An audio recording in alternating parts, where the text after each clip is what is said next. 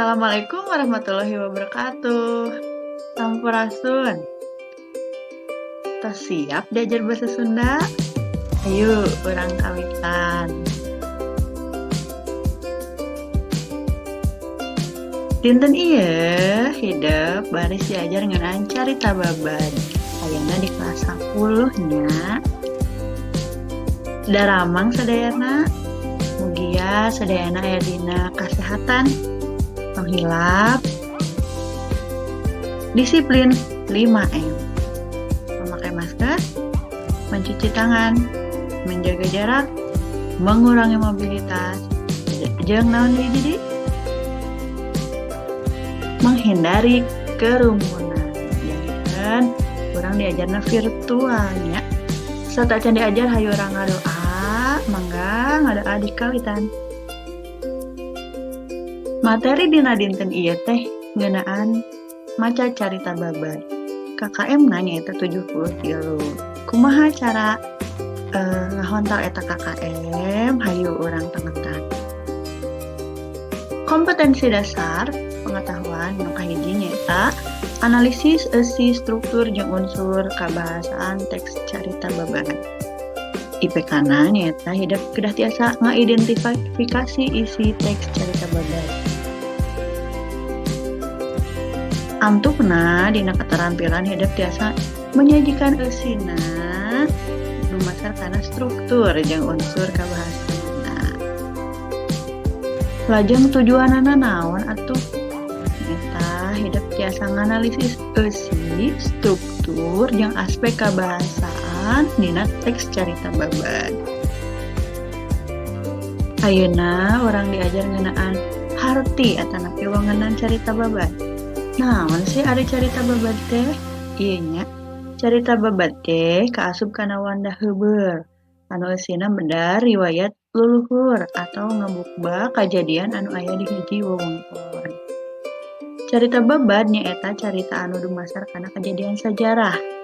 Dongeng babat atau sajarah nyaeta nyaritakeun kejadian atawa jelema anu ngandung unsur sajarah.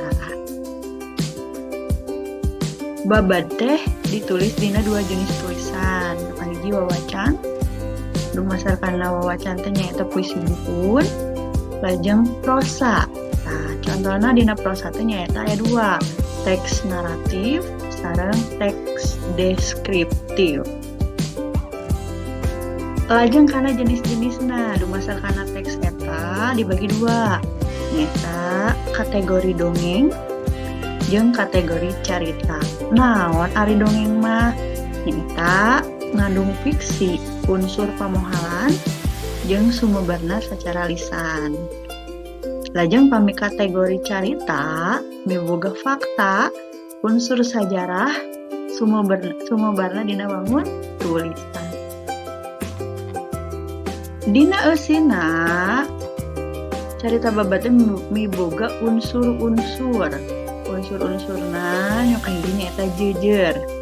Naon ari jejer teh? Jejer nyaeta pola pikiran anu aya dina caritaan. Ide pokok tah eta jejernya. Lajeng nu kadua nyaeta palaku. Palaku mangrupa ngaran-ngaran jalma boh sato nu aya dina carita. Anu katilu nyaeta watak.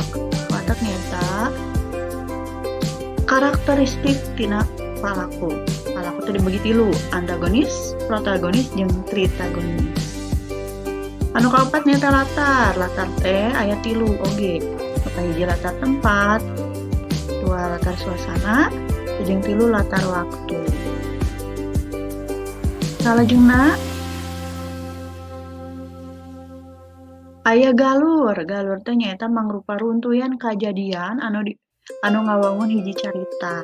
Aya galur maju, aya galur mundur, aya galur bobok tengah.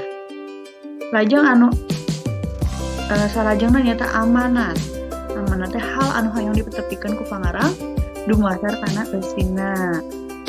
Lajeng aya unsur sejarah. Nu tadinya hal anu patali jeung unsur sajarah. Lajeng aya unsur dongengna. Aya hal anu ngandung unsur pamohalanana dina carita babat ge.